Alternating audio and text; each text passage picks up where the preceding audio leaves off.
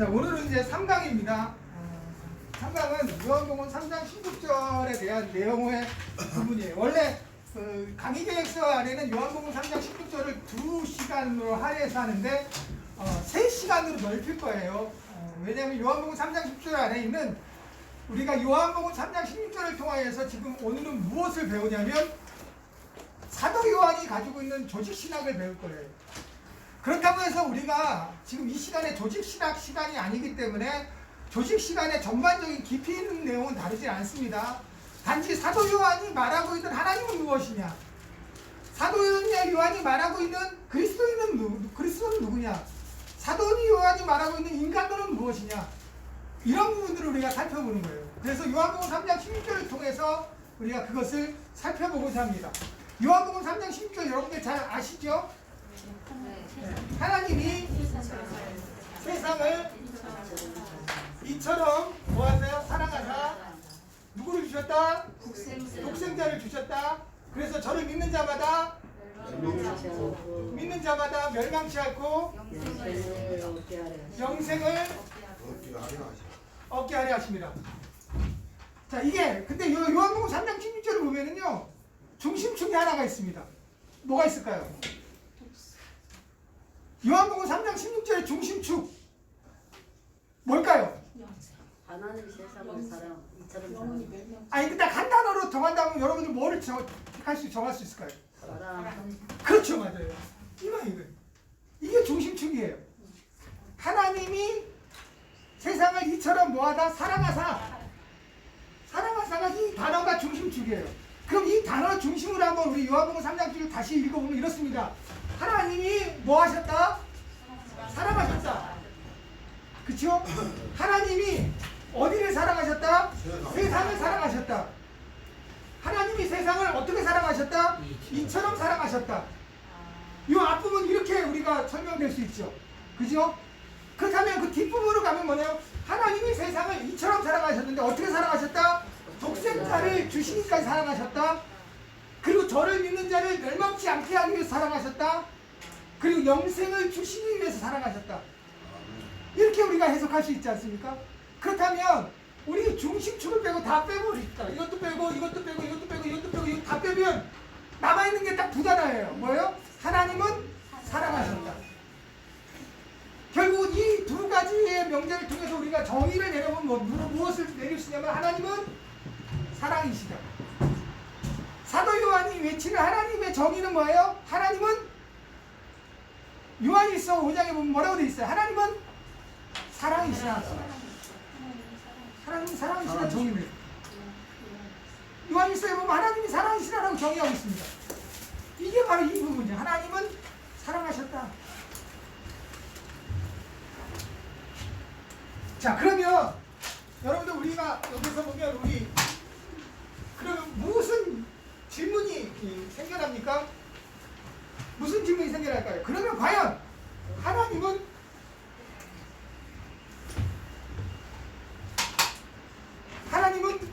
누구신가? 하나님은 누구신가? 라는 질문이 갖게 되죠. 저는 하나님은 누구신가요? 하나님 누구신가요?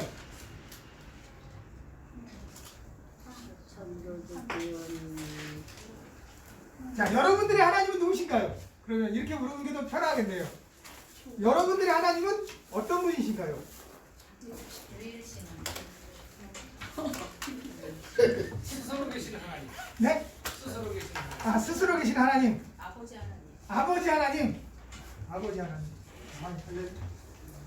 우리 김현수 아버님. 하나님은 우리 김현신 아버님의 하나님은 어떤 분이세요? 신실하신 하나님. 신실하신 하나님. 약속을 지키시는 하나님. 한 가지 예를 들어보면 어떤 약속을 지키셨어요? 이렇게 물어보면 유순이 아버님 하나님 어떤 분이세요? 오래 참아주신 하나님. 오래 참아주신 하나님. 이지연 아버님 사랑의 하나님. 사랑의 하나님. 자, 이 하나님은 누구신가라는 이 질문은 지금까지도 우리에게 끊임없이 신학적으로 조명되어질 질문입니다. 그리고 우리가 이 질문에 대한 답을 찾고자 애를 쓰고 있는 거예요. 하나님은 누구신가? 그러나 하나님은 누구신가 할 때 이렇게 정의를 내릴 수 있습니다. 하나님은 이해할 수 없으나 인식할 수는 있다.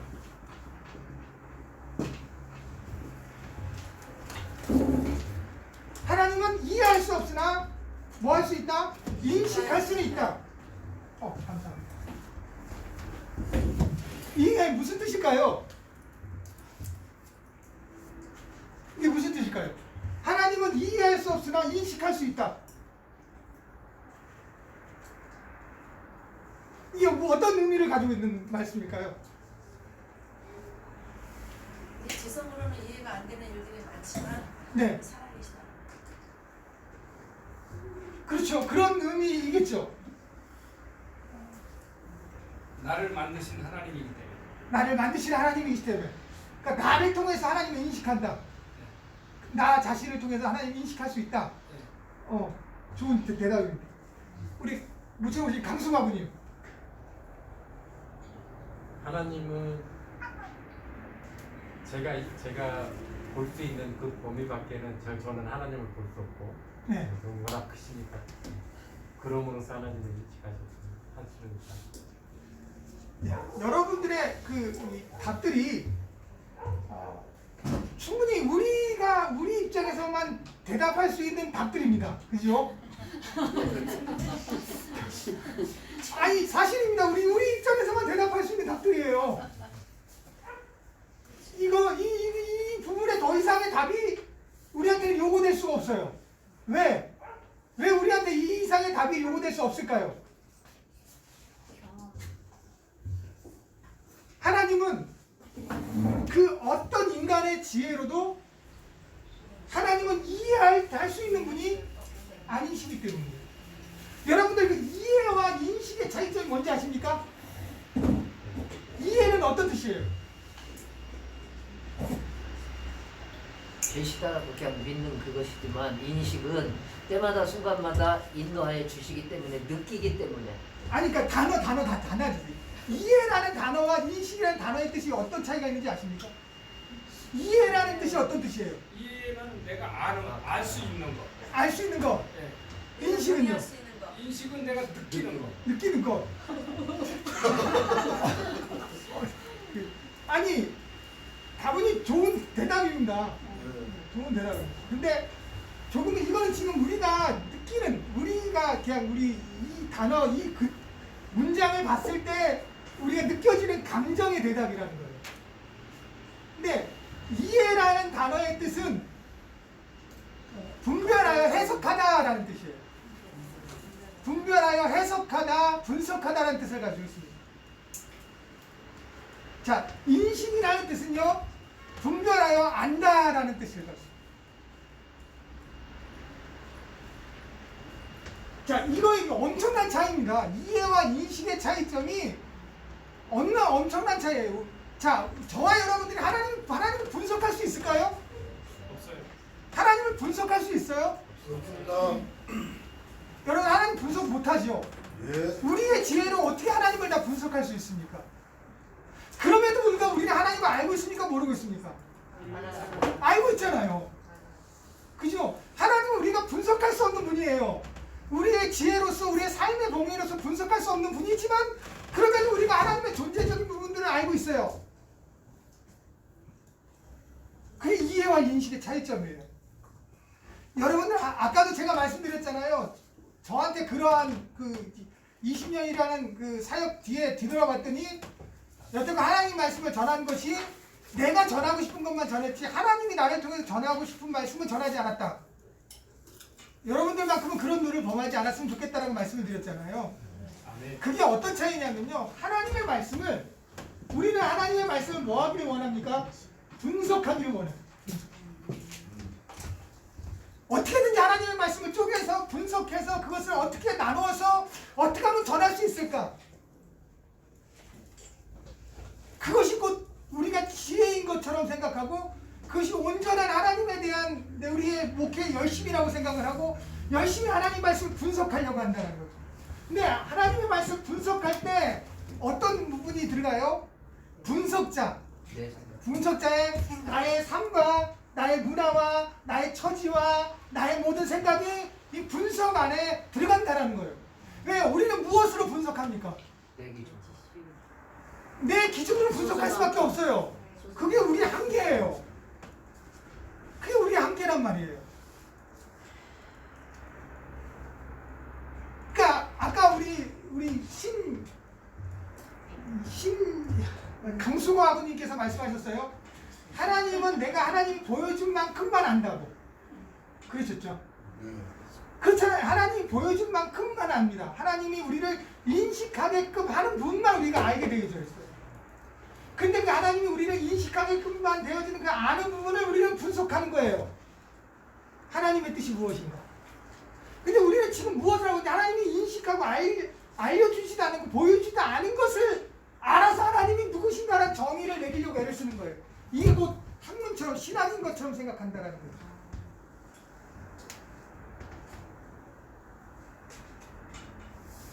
이게 목회자가 가지고 있는, 또 신학자가 가지고 있는 한계점이에요. 하나님이 보여주지 않는 것까지도 분석하고 해석해서 그것을 전하는 것이 곧 나의 목회적인 그런 역량이고 신학적인 역량인 것처럼 느껴지는 것이죠. 근데 하나님은 절대로 우리는 이해할 수 없는 분이에요. 우리 지식으로는 이해할 수 없는, 분석할 수 없는 분이시라는 거예요. 단지 보여주는 것, 하나님이 계시해주는 부분만큼만 우리가 뭐하는 걸 인식할 수 있는 분이신 거예요. 이해되시나요? 아멘.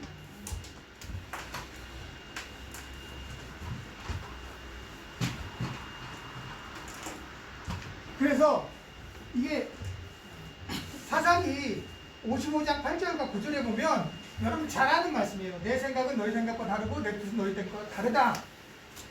이런 말씀이에요. 그리고 이사야서 3장 18절에 보면 그런즉 너희가 하나님을 누구와 같이 하겠느냐, 무슨 형상으로 그에게 비기겠느냐라고 말씀을 하고 있습니다. 그러니까 하나님은 우리의 이해로서, 우리의 지식으로서 알 수 있는 분이 아니시기 때문에 어떠한 형상도 존재할 수 없는 분이시다라는 거예요. 형상이라는 것은 우리가 이해하는 만큼 분석하는 것으로 만드는 거예요. 그렇죠? 근데 하나님은 우리가 이해할 수 있는 분이 아니시기 때문에 하나님의 형상이 존재할 수 있습니까? 없습니까? 없어요. 그래서 하나님께서 1계명, 2계명을 하신 이유가 거기에 있는 거예요.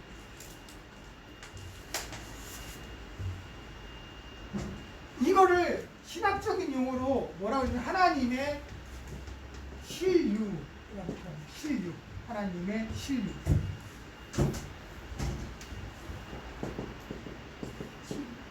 네, 실유. 하나님의 실유입니다. 실유. 하나님의 실유. 이 하나님의 실유라는 것은 존재가 영구 불변한 실체로서의 지속된다는 뜻입니다. 하나님의 존재는 영구 불변한 실체로서 존재한다. 영어로 보면 being.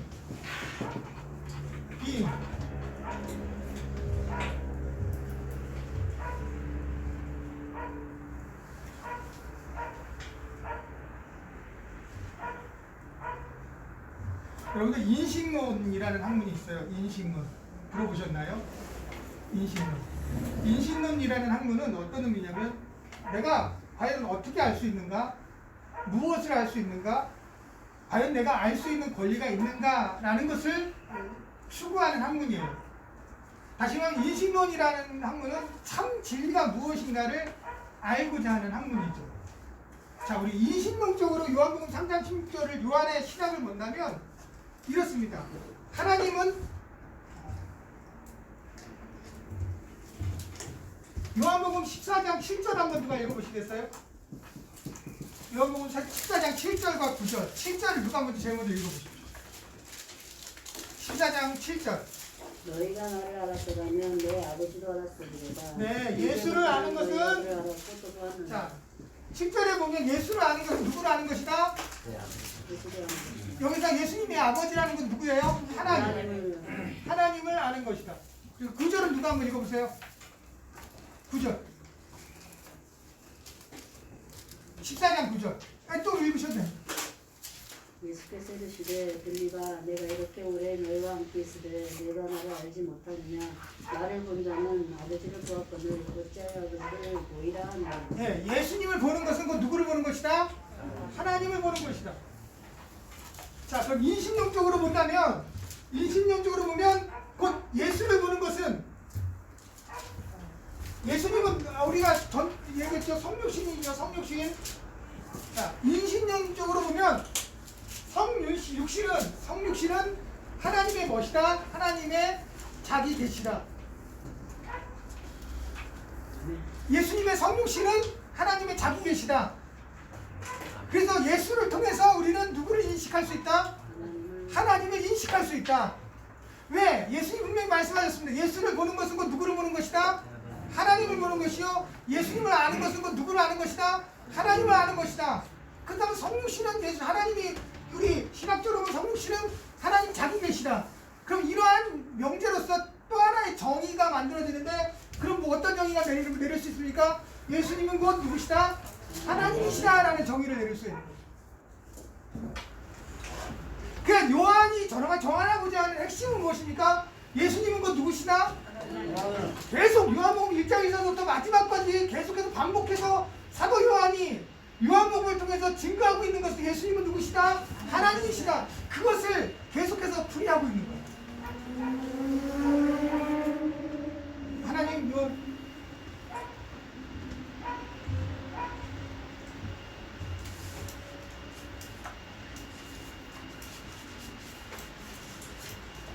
요한복음 17장 3절에 보면 이렇습니다. 영생은 곧 유일하신 참 하나님과 그가 보내신 자 예수 그리스도를 아는 것이니라. 예수를 아는 것이 곧 누구 무엇이다? 영생이다. 이렇게 영생. 그리고 요한복음 1장 12절에 보면 뭐라고 되십니까? 영접하는 자 곧 그 이름을 믿는 자들에게는 무엇을 주셨다? 하나님의 자녀가 되는 권세를 주셨다. 믿는 자와 아는 것. 그죠? 믿는 자와 아는 것. 계속 사도 요한은 요한복음을 통해서 예수님을 아는 것이 곧 누구를 아는 것이다. 하나님을 아는 것이다. 영생은 곧 누구나 예수님을 아는 것이다. 예수 안에 영생이 있다. 그 예수는 곧 하나님이시다라는 것을 증거하고 있는 거예요. 그러니까 여러분들 요한복음을 봤을 때 요한복음을 읽으면서 이 부분의 정의를 가지고 이 요한복음을 읽으셔야 됩니다. 그러면 요한복음이 여러분들에게 색다르게 다가올 거예요.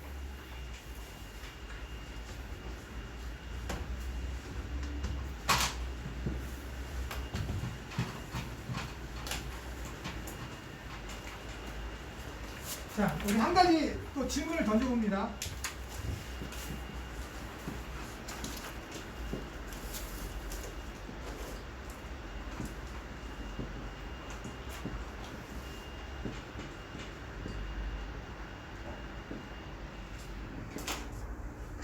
이게 뭐냐면 존재하기에 인식하는 걸까요? 인식하기 하기 때문에 존재하는 걸까요? 존재하기 때문에 인식. 네, 여러분들 어떻게 생각해요? 존재하기 때문에 인식하는 걸까요? 인식하기 때문에 존재하는 걸까요? 근데 여러분들 세상 학문은 어떤 것을 찾고 있습니까? 인식하기 때문에 존재하는 걸 찾고, 이게 철학적인 정의예요. 인식론을 철학적으로 정의하면 인식하기 때문에 존재하는, 틀린 말이 아니에요. 자, 여러분들 이거 컵뚜껑이잖아요. 여러분들 이게 컵뚜껑이라고 인식하니까 컵뚜껑이지. 만약에 여러분들 컵뚜껑을 인식하지 않으면 이 컵뚜껑이 안 되는 거예요. 이게 컵뚜껑이 되기 위해서는 여러분들이 이 컵뚜껑이라고 뭐 해야 돼요? 인식해야지만 컵뚜껑이 되는 거잖아요. 그래 안 그래요? 맞잖아요. 그러니까 이게 틀린 말이 아니라는 거죠. 네. 근데 신학적인 입장에서 보면 뭐예요? 존재하기 때문에 인식하는 거예요. 존재하지 않는 것은 인식할 수가 없습니다. 그래서 우리가 하나님을 인식한다는 것은 그 자체가 무엇이 증거가 되어지는 거예요? 하나님은 존재하신다라는 것이 증거가 되어지는 거예요. 이해되시나요? 그러니까 여러분들 전도하다 보면 예수님을 믿지 않는 자, 하나님을 믿지 않는 자들은 뭐라고 얘기합니까? 인식하는 것이 존재하는 거니까 인식하게 해달라라고 외칩니다. 그죠? 그렇게 얘기합니다. 자, 인식하기 때문에 존재하니까 나는 이 하나님 인식하지 못해. 하나님 없잖아. 나한테 인식하게 해줘. 다시 보여줘봐. 이런 전도하다 이런 거에 이렇게 부딪혀 본 적 없으신가요? 그럼 여러분들 뭐라고 대답을 하시나요? 야, 잠깐만 우리 교회 가시다 우리 성경을 내가 펴볼게요.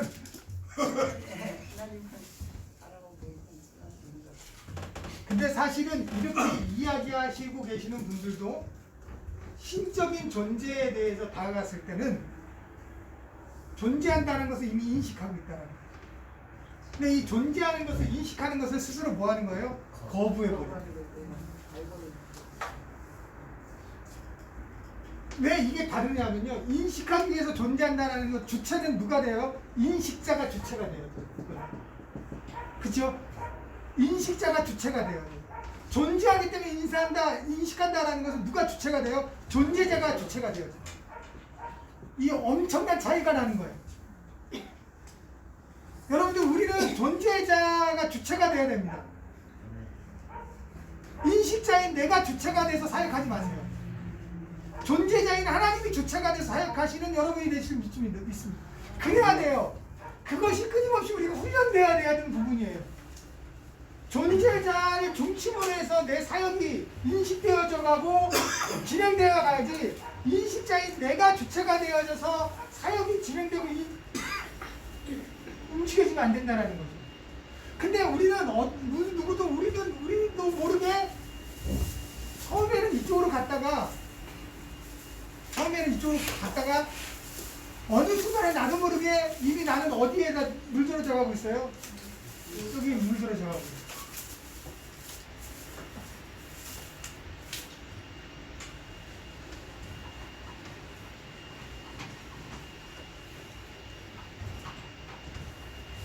이 하나님 이 요한복음 3장 16절 안에는 이런 부분들이 다 담겨져 있는 거예요. 지금 이건 서론 부분인데 이런 부분들이 다 담겨. 그래서 요한복음 3장 16절을 그냥 한 번에 읽고 이거다라고 생각하는 게 아니라 그 속에서는 엄청난 성경 전반의 모든 부분들 신구약을 아울러서 현대에 이르기까지의 모든 신학이 요한복음 3장 16절 안에 다 들어가 있다고 보시면 무리한 해석이 아니라는 거죠. 자, 그렇다면 우리 한번 들어가 볼까요? 요한이 말하고 있는 하나님 누구십니까? 또 그레이스트 러버. 하나님은 이 그레이스트 러버는 가장 큰 사랑, 최고의 여인이라는 뜻입니다. 직역하면 최고의 여인, 그리고 위대한 찬미자라는 뜻을 가지고 있는데 다시 말하면 이걸 러버라고 하고 하나님의 그레이스트 러버, 러브라고 하면 위대한 사랑.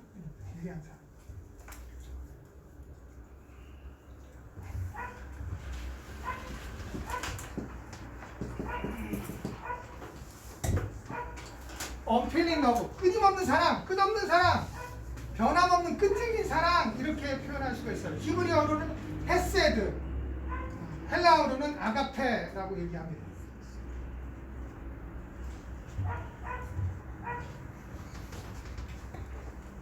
그러니까 요한이 하나님을 정의할 때 하나님은 무엇이다? 사랑이다라고 정의를 합니다. 근데 하나님 안에는 두 가지의 속성이 있어요. 대개 중심축의 속성이 두 가지의 속성.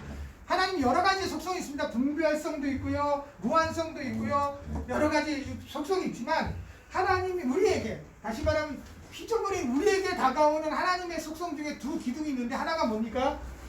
하나님의 두 가지 속성 중에 공의와 사랑이라는 두 가지 속성이 있습니다. 공의와 사랑.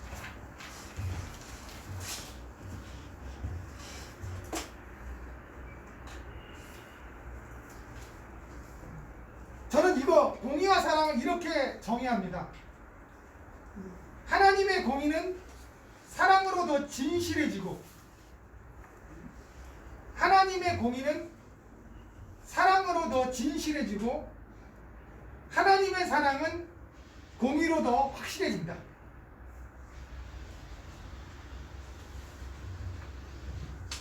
하나님의 사랑은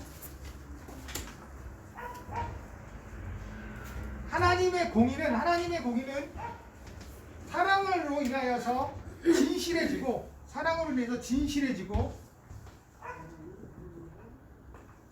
하나님의 사랑은 공의로 인해서 더 확실해집니다. 확실해진다. 이렇게 정의를 내릴 수가 있습니다. 이 뜻이 무엇일까요? 여러분들, 하나님의 공의는 사랑으로 더 진실해지고 하나님의 사랑은 공의로 더 확실해진다. 여러분, 공의라는 뜻이 뭘까요? 공의. 하나님의 공의. 하나님의 공의.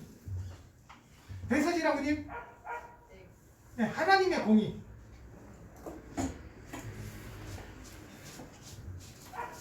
하나님의 공의를 어떻게 표현할 수 있어요? 정의를 내린다면 공의라는 것은 뭘까요? 공의, justice. 잘못된 것을 잘못됐다고. 잘못된 것을 잘못됐다고, 네. 잘못된 것을 잘못됐다고 말씀하시는 것, 네. 그게 공의일까요? 하나님 정의일까요? 제가 이렇게 물어보던 줄 헷갈리죠? 아닌가? 아니, 그냥 자신있게 얘기해보세요. 하나님 공의, 공의가 무슨 뜻일까요? 공의. 백망로 하고님. 네. 의로운 것을 네. 정상적으로 이렇게 말씀하시는 의로운 것을 정상적으로 말씀하시는 것, 그게 하나님의 공의다. 예, 그럴 수도 있죠. 이득선 아버님, 뜻, 하나님의 뜻, 하나님의 뜻, 하나님 자체가 공의다. 공의로우신 하나님. 공의로운 하나님이시니까. 이은미 아버님, 사랑. 하나님의 사랑과 공의는 좀 다르지 않을까요? 하나님의 공의 자체를 사랑이라고 표현하기에는 조금은 좀 무리가 있지 않을까? 공의라는 게 무엇일까요? 진실함, 그렇죠. 근데 공의라는 것은 여러분들이 말씀하신 걸 전부 이렇게 대답하신 걸 통합해서 보면 이렇습니다. 하나님이 어느 한편으로 치우치지 않고 심판을 행하시는 하나님의 속성, 어느 한쪽에 치우치지 않고 심판을 행하시는 하나님의 속성. 그래서 하나님이 구약에 보면 하나님이 제일 싫어하는 게 뭐죠? 하나님이 제일 싫어하시는 게 있어요. 뭐냐면 뇌물을 받고 재판을 올바르게 재판하지 않고 뇌물을 받고 판결을 달리하는 것. 이것을 제일 싫어합니다. 왜? 그 자체가 하나님의 공의에 위배되는 거니까.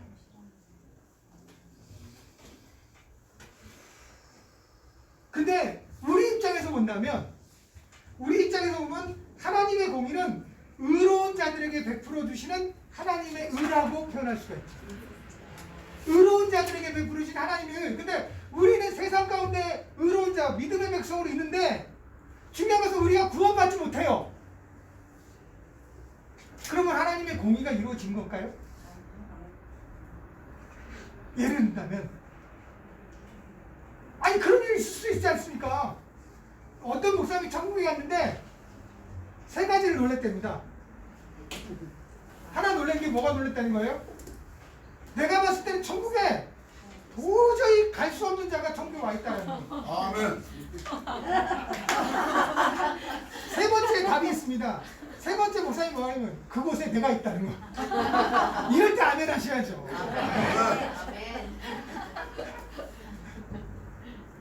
그러니까 중요한 것은 하나님의 공의가 우리한테 있을 때 하나님의 공의는 의로운 자들에게 행하신 하나님의 의의라는 거죠. 다시 말하면 하나님의 공의는 하나님의 의로, 하나님의 공의는 하나님의 의로 우리한테 임하게 됐는데 하나님의 의는 무엇이다? 구원이시다. 하나님의 의는 구원이시다. 이 구원을 또 한마디로 뭐예요? 하나님의 선물이신데 왜 우리한테 선물해 주니까 이 구원 안에 무엇이 있으니까? 사랑이 있어요. 그래서 공의 안에 공의가 진실해지기 위해서는 뭐가 필요한 거예요? 하나님의 사랑이 필요해요. 그리고 하나님의 사랑이 우리에게 확실하게 다가오기 위해서는 하나님의 공의가 우리한테 하나님의 의로 다가와서 구원이 임할 때 하나님의 이 공의가 우리가 확실하게 우리한테 다가오는 거예요. 이해되시나요? 로마서 10장 3절과 4절 말씀입니다. 로마서 10장 3절과 4절 말씀, 로마서 1장 17절과 18절의 말씀, 이렇게 여러분들 로마서 10장 3절과 4절, 로마서 1장 17절과 18절 말씀입니다. 참고해야 하시면 됩니다.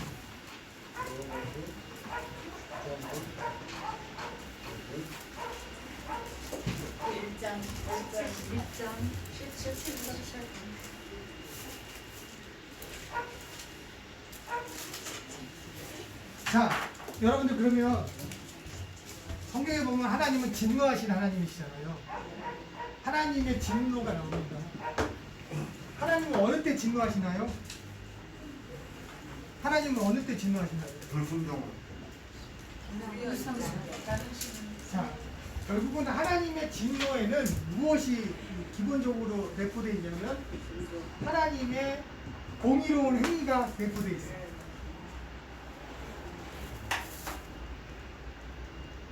하나님의 공의 안에서 하나님 진노하십니다.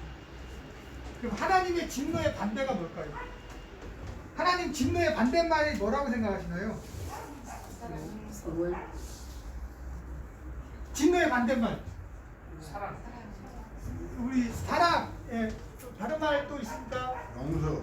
예, 용서, 또 구원. 구원, 예, 또 예, 아니 말씀하면서 계속 말씀하셔야 됩니다. 축복. 축복. 좋은 말은 다 나오네요. 잘한 진노의 반대말이니까 좋은 말은 다 나오시는 거예요. 근데 실적으로 하나님의 진노의 반대말은요, 하나님의 진노는 공의, 어디 안에서 이루어진다?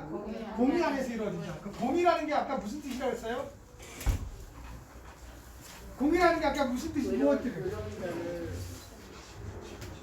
자루나 우르나 치우치지 않는 하나는 정의로운 심판이잖아요. 그러면 진노의 반대말은 뭘까요? 진노의 반대말은 이런 의미예요. 도덕적 대립이 있을 때, 도덕적 대립이 있을 때 무엇을 지키는 것? 중립을 지키는 것이 반대말이에요. 하나님의 진노의 반대말이 우리는 사랑, 구원, 축복, 은혜, 좋은 것 다 좋아요. 하나님의 진노는 공의에서 일어나는 거니까 하나님의 공의는요, 자루나 우러 치워하고 정확하게 하나님의 의 가운데 심판하시는 거잖아요. 근데 도덕적 대립이 있을 때 반드시 선과 악을 구분해서 심판하셔야 되는데 도덕적 대립이 있을 때 중립을 지키는 것이 진노의 반대말이라는 거예요. 이해되시죠?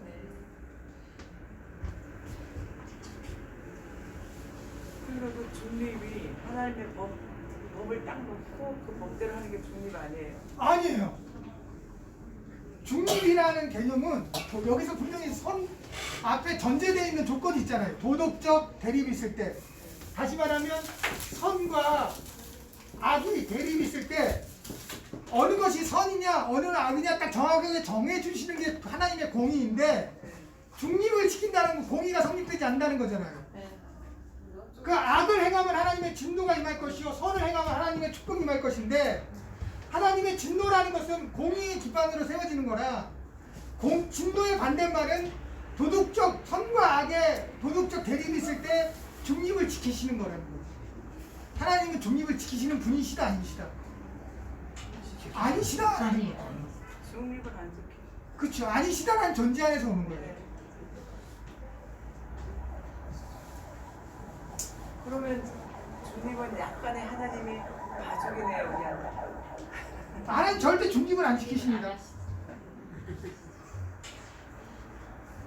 그래서 사도 요한은 하나님을 정의할 때, 하나님은 누구신가라는 신론적인 개념에서 하나님을 정의할 때 하나님은 위대한 사랑이시다 라고 정의를 내리는 겁니다.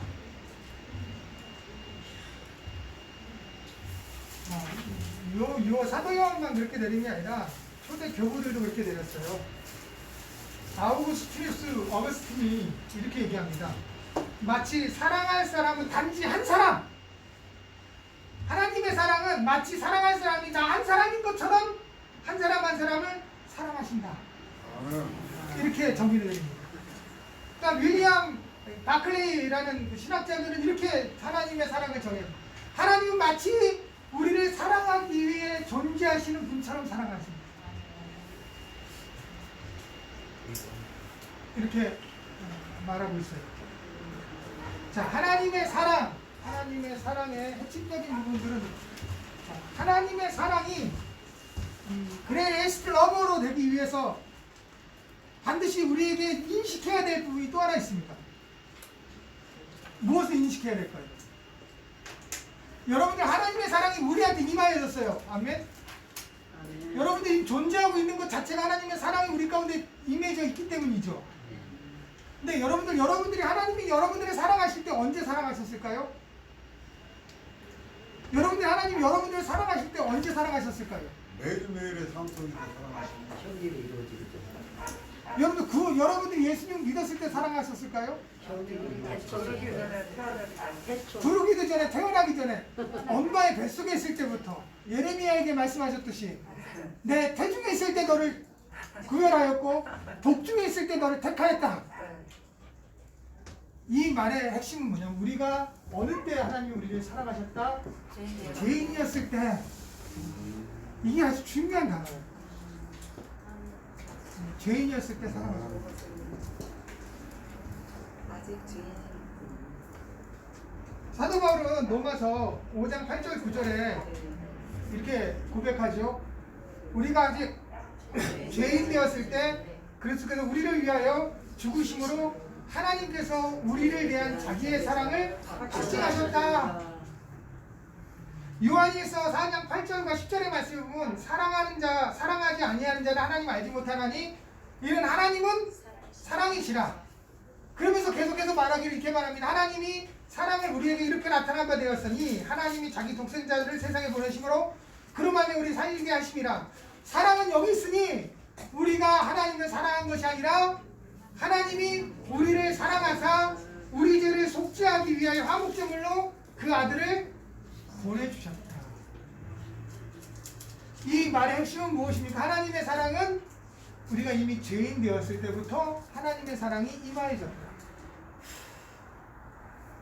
그런데 중요한 것은요, 하나님의 공의 안에서 아까 말씀드렸잖아요. 하나님의 공의 안에서 죄인은 반드시 뭘 받아야 됩니까? 심판을 받아야 되지 않습니까? 그렇잖아요.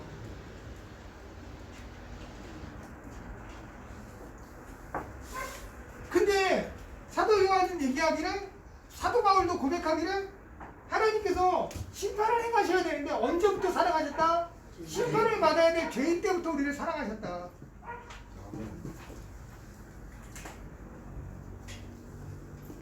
그러면 우리에게 하나님의 공의가 이루어지지 않은 걸까요?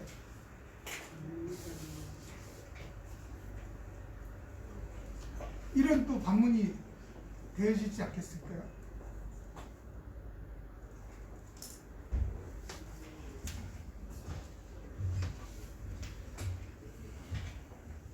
하나님의 공의는 사랑으로 말미암아 더 확실해진다 라는 개념 안에서 우리가 살펴보면 성경은 이 부분에 대해서 뭐라고 표현하냐면 하나님이 우리 구원 안에서 하나님의 속성이 또 하나가 있는데 하나님의 속성 중에 하나가 뭐가 있냐면 기다림입니다.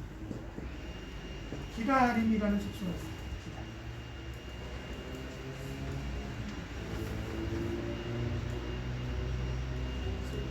자, 이 기다림이라는 것은요, 하나님의 공의와 사랑이 죄인들인 우리 인간에게, 죄인들인 우리에게 적용될 때 나타나는 성품 중에 하나예요. 유일하게 하나님의 기다림은 하나님의 공의와 사랑이 죄인인 우리 인간에게만 적용되어지는 성품 중에 하나가 기다림이라고.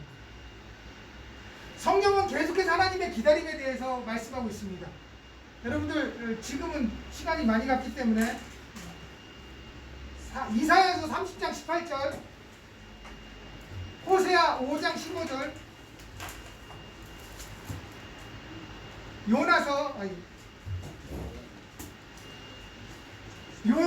요에서 2장 13절과 14절. 예레미야서 29장 11절과 13절. 예레미야서 29장 11절에서부터 13절. 예레미야서 33장 2절과 3절. 에스겔서 18장 23절. 베드로후서 3장 9절.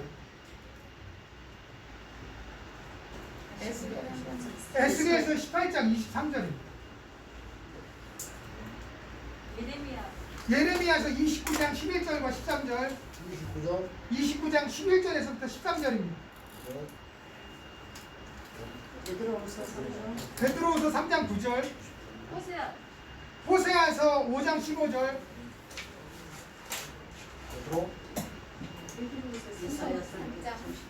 이사야 처음에 이사야 30장 3장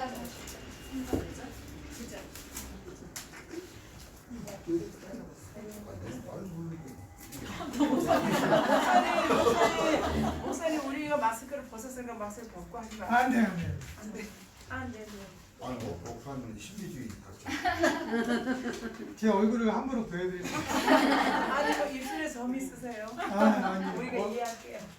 그게 아니라 지금은 시대적으로 여러분들이 공부를 계속 지속하려면 우리가 방역의 수칙을 지켜야 돼요. 그것은 우리가 해야 될 본분이에요. 여러분들 마스크를 안 쓰는 게 믿음이 아니에요. 우리가 마스크를 원래 기독교인들이라고 마스크를 더 잘 쓰고 방역을 더 철저하는 것이 이 시대의 그리스도의 사랑입니다.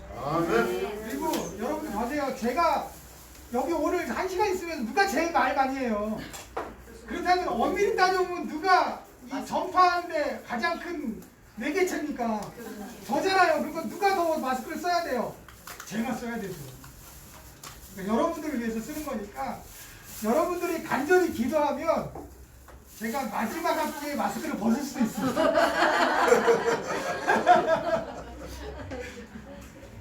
아니, 사실은 오늘 이 세 가지를 다 해야 되는데 오늘 이것도 못했어요. 왜냐면 이게 조직신학적인 부분이라 깊이 들어가면 또 계속 깊이 들어가고요. 계속 궁금한 점이 계속 파헤칠 수밖에 없는 부분이라 그렇습니다.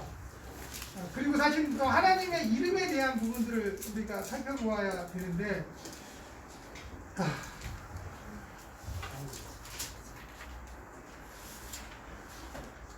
아까 어느 분이 그렇게 말씀하셨어요. 하나님은 스스로 계시는 분이시다.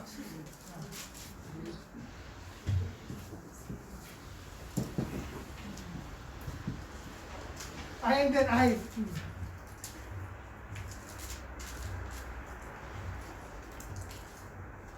하나님은 스스로 계신 분이다.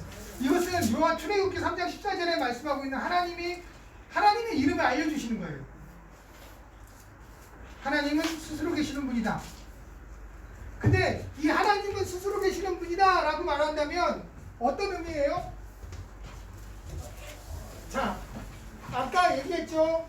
우리는 존재하기 때문에 인식하는 것이다 라고 얘기했죠. 자, 하나님은 스스로 계시는 분이다 라고 이 말만 우리가 이해한다면 하나님은 어떤 부분이에요? 존재적인 인식만 갖게 됩니다. 존재적 인식만 갖게 되었죠. 하나님 스스로 계신 분이다. 근데 이 말 안에는 하나님의 존재적인 그런 의미만 가지고 있는 것이 아니라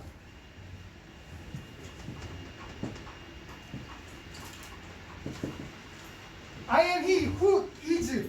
하나님은 실존하신 하나님이시다라는 의미를 가지고 있는 거예요. 하나님은 실존하신 하나님이다. 다시 말하면 나는 스스로 있는 자다라고 하는 것은 존재적인 개념만 의미하는 것이 아니라 존재적인 의미 안에 하나님의 동적인 의미도 함께 담겨져 있는 거라는 것이죠. 그래서 하나님께서는 하나님의 이름을 통해서 뭐라고 표현하시는 거냐면 하나님께서는 이렇게 말씀하십니다. 내가 너에게 보여줄게. 내가 너에게 행해줄게. 내가 너에게 나의 모든 것을 보여줄게.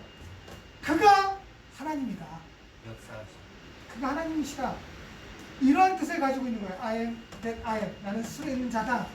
나는 이 모세에게 하나님께서 이렇게 자기의 이름을 계시해 주실 때 이 이름 안에는 단지 존재적인 개념만 있는 것이 아니라 존재적인 개념 안에 움직이신 하나님이신데 모세에게 말하기를 야 내가 너에게 보여줄게. 이제 네가 그 나에게 보여준 것을 바로에게 말해라. 내가 너에게 보여줄게. 이제 보여준 나를 이스라엘 백성들에게 아뢰라. 이렇게 말씀하고 있는 거예요.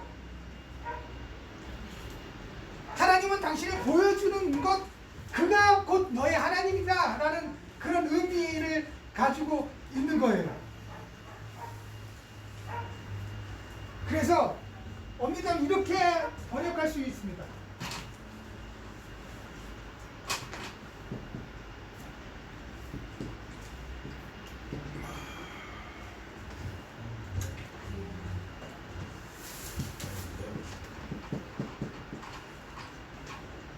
I am that I will be.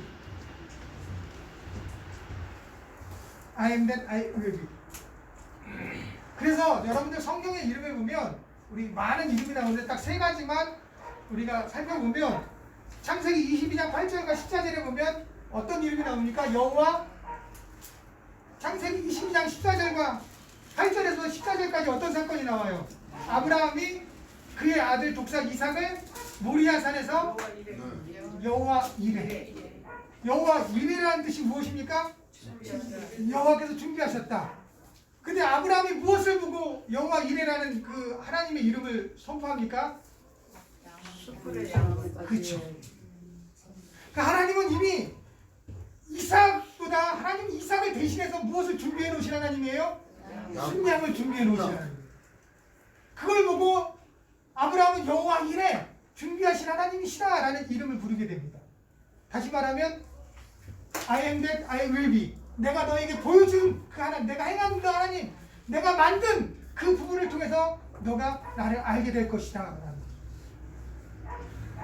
그리고 출애굽기 17장 15절에 보면 어떤 사건이 나오죠? 르비딤에서 아말렉과의 전쟁이 나오죠.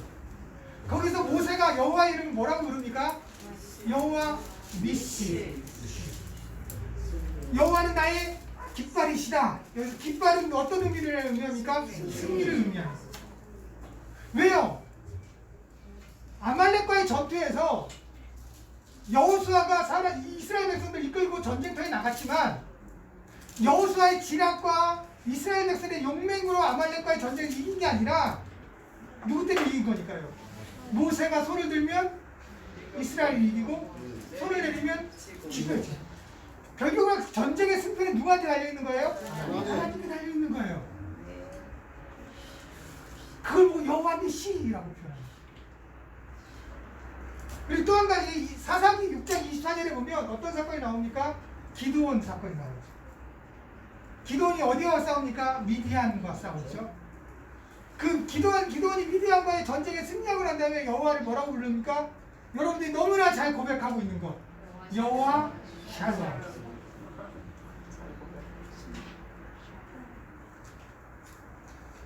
이토록 하나님께서는 하나님이 행하신, 하나님이 만드신 것을 통해서 하나님의 이름이 불려지기를 원하시는 거죠. 그래서 사도 요한은 하나님을 뭐라고 부르십니까? 하나님은 사랑이시다.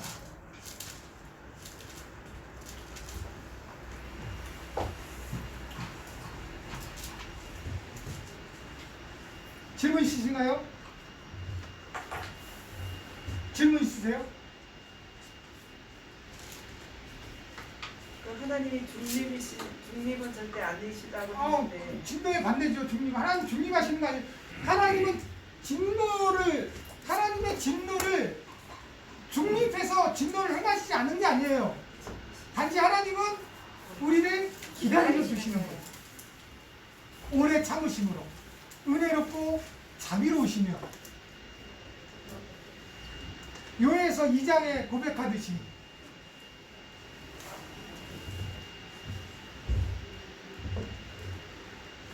자, 두 번째는 하나님이 요한 3장 16절을 하나님이 그 다음에 뭐라고 그랬죠? 세상을 요한이 생각하는 세상 세계관은 어떤 것이냐라는 거죠. 세상. 그레이스 스케일입니다. 스케일이라는 것은 규모예요. 규모. 결국은 요한이 생각하는 세계관, 요한이 생각하는 세계는 어떤 곳이다? 심판의 장소다. 요한이 생각하는 세계는 심판의 장소다. 그거 어디에 나오냐? 요한복음 3장 18절에 나옵니다. 우리 강수광우님, 예. 죄송한데 요한복음 3장 18절을 좀 끝으로 좀 읽어주시겠습니까? 그를 믿는 자는 심판을 받지 아니하는 것이요 믿지 아니하는 자는 하나님의 독생자의 이름을 믿지 아니함으로 벌써 심판을 받은 것입니다. 예. 여기 보면 뭐라고 어떤 것을 전제합니까? 벌써 심판을 받은 것이라. 자, 이 사도 요한은 세상은 이미 심판의 장소라는 거죠. 하나님이 예수님을 보내신 것은 세상을 심판하기 위해서 보내신 것이 아니라 뭐 하기 위해서 보내신 것이다? 세상을 뭐 하기 위해서? 구원하기 위해서 보내신 것이다라고 해요. 만약에 세상이 심판의 장소가 아니라면 무엇도 필요가 없을까요? 그것도 필요가 없는 거예요. 이해되시나요?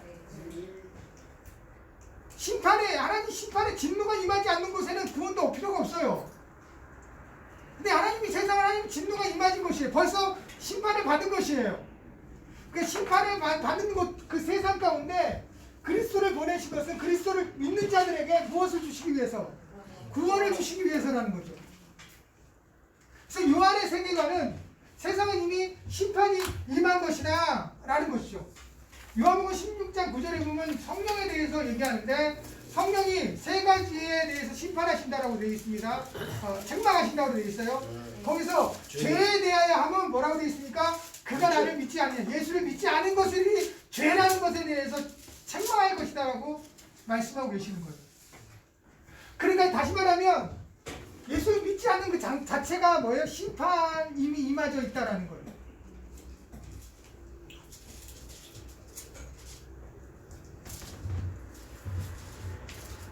로마서 5장 12절에 보면 그러므로 한 사람이 말미암아 죄가 세상에 들어오고 죄로 말미암아 사망이 들어왔으니 이와 같이 모든 사람이 죄를 지었으므로 사망이 모든 사람에게 이르렀느니라.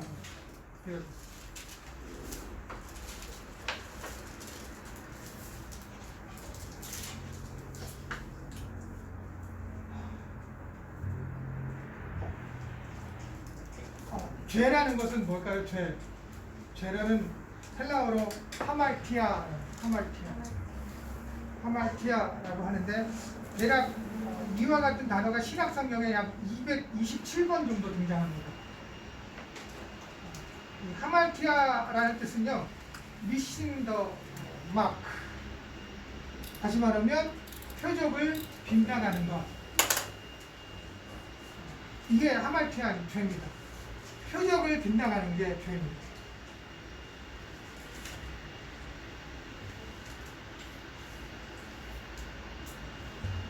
우리 요거까지 하고 저게 좀 빠른가 봐요. 아까 5분 늦게 종이 올리나 종을 안 올리는 거 보니까 종 올릴 때까지 하겠습니다.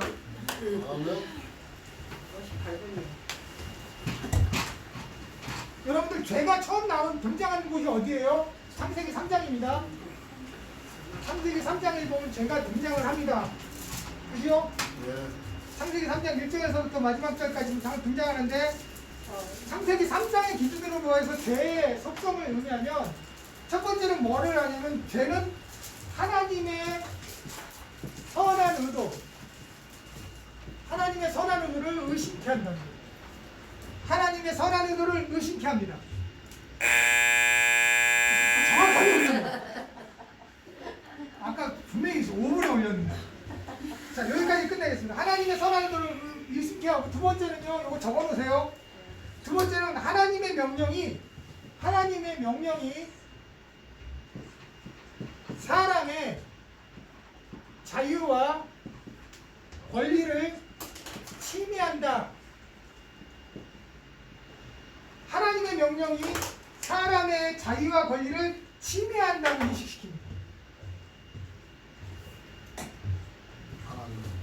하나님의 명령이 사람의 자유와 권리를 침해한다. 하나님의 명령이 제가 글씨를 못 써서 마음은 급하고요. 시간은 없고 막 그래서 하나님의 명령이 사람의 자유와 권리를 침해한다라고 생각하게 합니다. 세 번째는 뭐가 들어오냐면 그 다음에 의심이 들어옵니다. 네 번째는 불신앙과 교만이 찾아옵니다.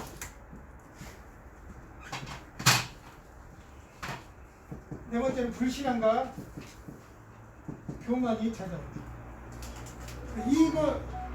이것을 점진적으로 보면 무엇이 타락되기 시작합니까?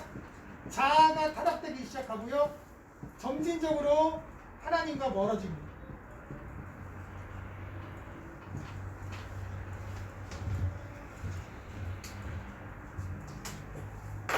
오늘 신론과 인간론 안에 있는 죄론까지 들어간 거예요. 요한복음 3장. 이제 원래는 이게 다음 이 범위까지 디그리까지 가야 되는데 다음 주에 하겠습니다. 질문 있으신가요? 어려우신가요? 아까 출석 안 부르신 분 누구시죠? 아까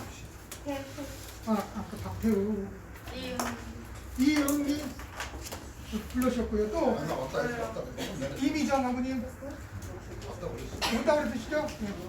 지금 출석 안 되는 게 최명길 아버님, 이미정 아버님, 유영숙 아버님 세 분만 안 됐어요. 다 오셨죠? 네, 수고하셨습니다.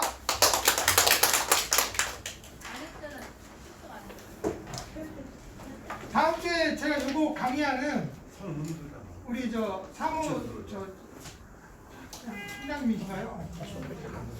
교무처장님 편에서 여러분들에게 나눠드리라고 드릴게요. 이걸 보시고 하시면 됩니다.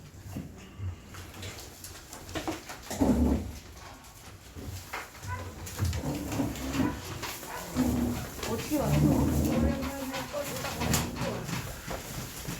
3시간 걸렸잖아.